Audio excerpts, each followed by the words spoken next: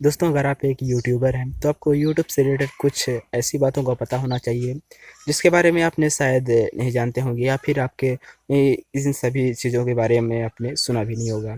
तो वीडियो को अंत तक ज़रूर देखिए। दोस्तों, जब भी कोई यूट्यूब पर काम करता है तो जब उसका चैनल मोनेटाइज हो जाता है देन अपने यूट्यूब से जब वो $100 से ऊपर की अर्निंग कर लेता है तो फिर उसका जो $100 है वो अगले महीने में एडसेंस के द्वारा उसके बैंक अकाउंट में ट्रांसफ़र कर दिया जाता है।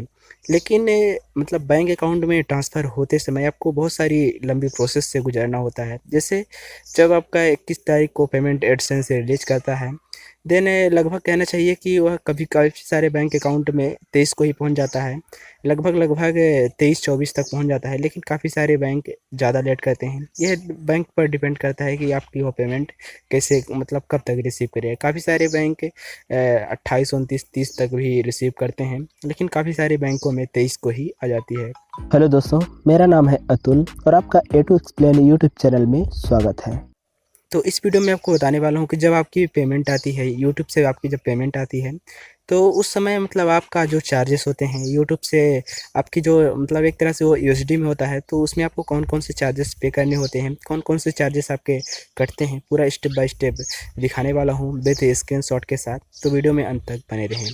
दोस्तों, जब भी आपका एडसेंस द्वारा पैसा ट्रांसफ़र किया जाता है तो मैं पहले ही बता देता हूँ आपके बैंक अकाउंट में कुछ पैसे होना बेहद ज़रूरी है, अन्यथा आपको थोड़ा पैसा एक्स्ट्रा चार्जेस देने पड़ सकते हैं। क्योंकि जब पैसा आपका वहाँ से फ़ंड ट्रांसफ़र होता है तो सबसे पहले आपको यहाँ पर फंड कन्वर्जन चार्ज करता है। कुछ आप स्क्रीन पर देख पा रहे होंगे, कन्वर्जन चार्ज पहले कटता है।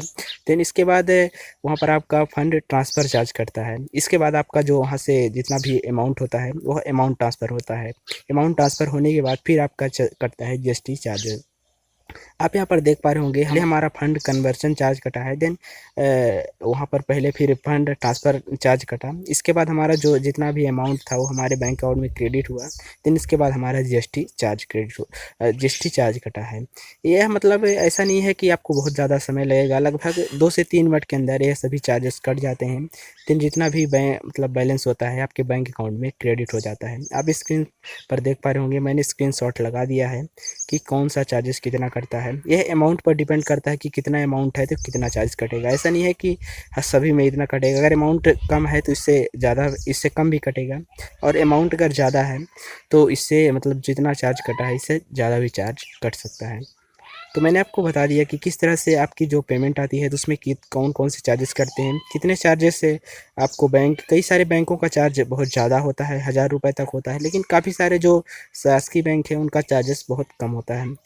मेरा ये शासकीय बैंक अकाउंट है और हमारे बैंक अकाउंट में 23 तारीख को पेमेंट भी आ जाती है, और हमारे ये चार्जेस भी लगभग ₹100 के अंतर्गत, मतलब 100, 110, कभी कभी तो 90-95 इतने में ही हमारे सारे चार्जेस कट जाते हैं। लेकिन जो प्राइवेट बैंक होते हैं उनके चार्जेस कभी-कभी बहुत महँगे होते हैं।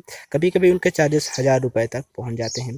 तो मैं यही रिकमेंड करूँगा कि आप कोई शासकीय बैंक को ज़्यादा प्रेफ़र करें, क्योंकि उनमें चार्जेस बहुत कम होते हैं। देन उनका जो एक तरह से पेमेंट रिसीव करने का टाइमिंग है बहुत कम होता है। 21 को पेमेंट रिलीज़ होती है, देन 22 1 दिन का समय लगता है, देन 23 को आपकी पेमेंट 23-24 तक पहुँच जाती है। लेकिन जो काफ़ी सारे अदर बैंक होते हैं उनमें 26, 27, 28 तक वो आपके पेमेंट को रिसीव कर पाते हैं, और साथ ही उसमें चार्जेस भी बहुत ज़्यादा लगते हैं।